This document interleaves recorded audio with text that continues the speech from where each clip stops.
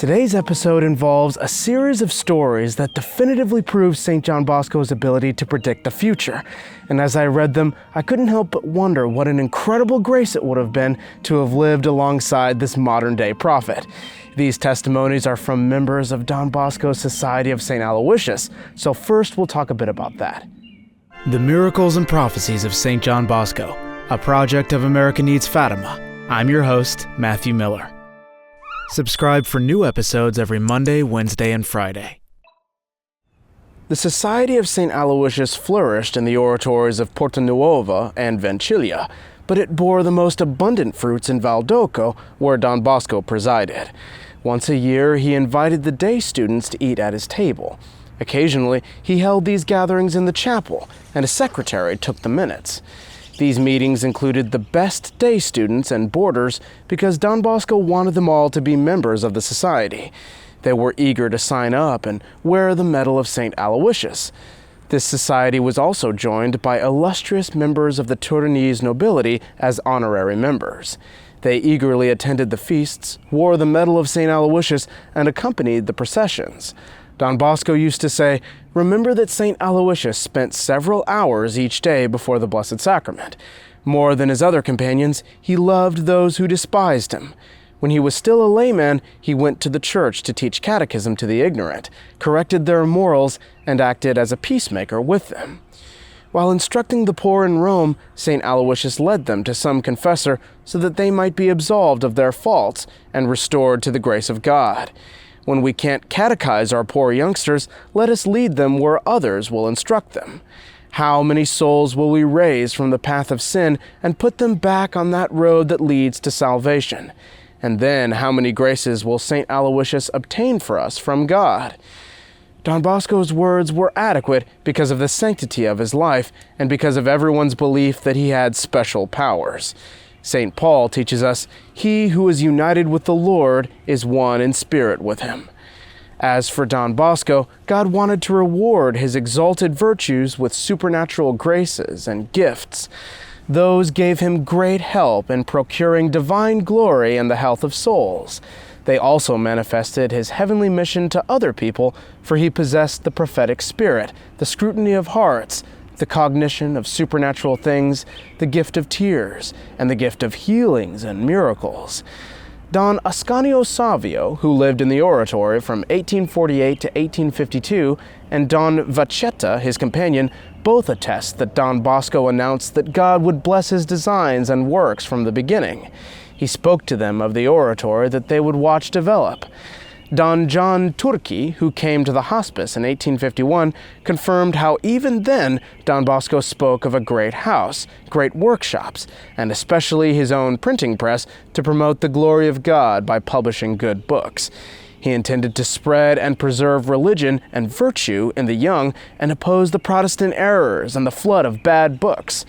John Villa, who began to attend the oratory as an outsider in 1855, heard confirmation of these prophecies from many companions who had participated in the festive gatherings in Valdoco for many years before he arrived.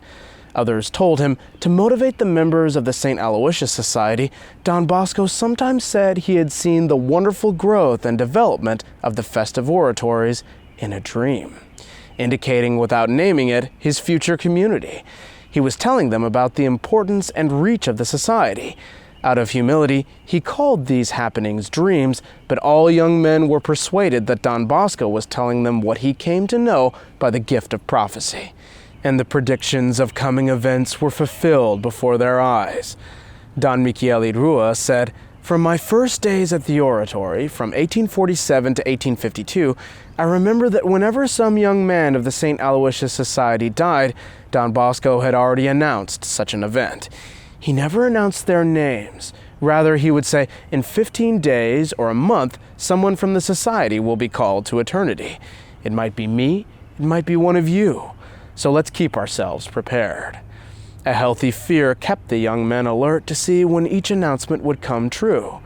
Sometimes those Don Bosco alluded to were healthy and robust, sometimes ill, but their deaths always occurred within the time predicted. Several times I heard such announcements.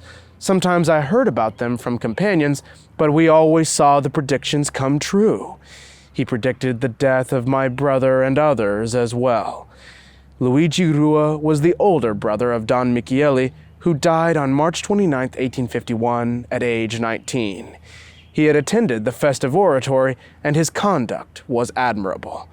But before we continue with these incredible testimonies, I'd just like to say that if you'd like to enroll in our Saturday Mass intentions for the promoters of Saint John Bosco, just click on the link I've put in the description below.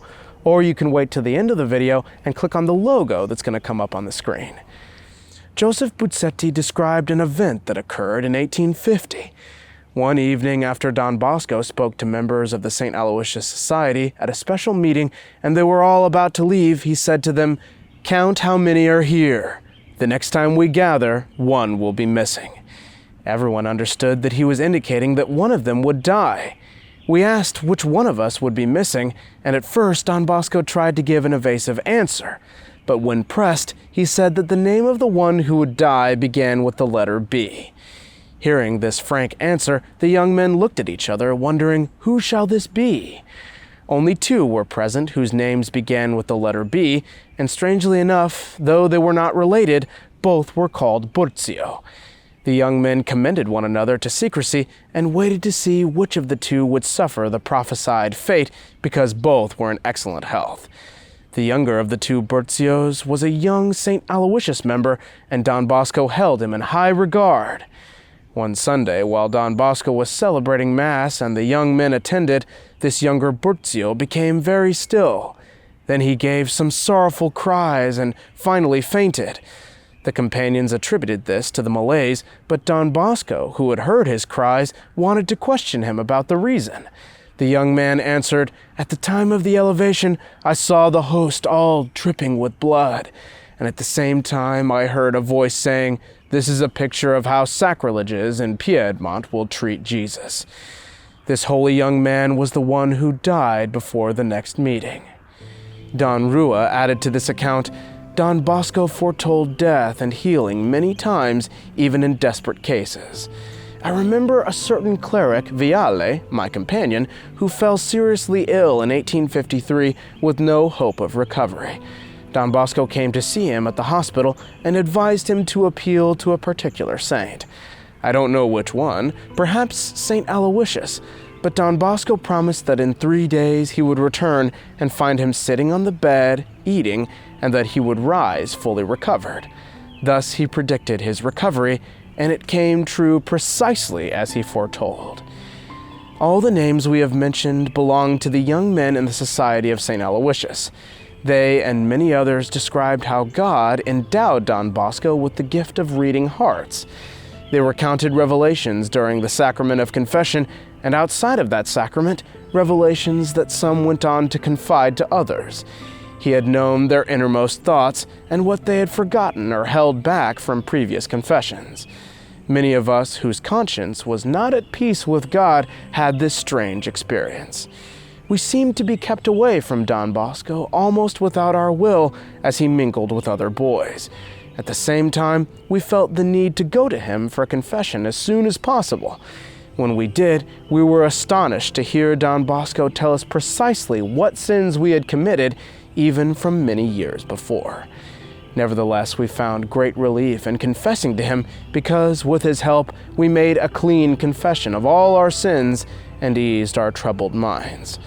Others went to him with mixed feelings of trepidation and joy, only to be assured that they were in a state of grace, or that their confession would be pleasing to God with Don Bosco's help. Thank you all so much for watching, and if you'd like to hear the most interesting prophecy that Saint John Bosco has ever made, just click on the video I've put on the screen. Oh, and if you'd like to enroll in our Saturday Mass intentions for the promoters of Saint John Bosco, please click on this other link that I've put on the screen. God bless you, and Our Lady keep you. Let's go.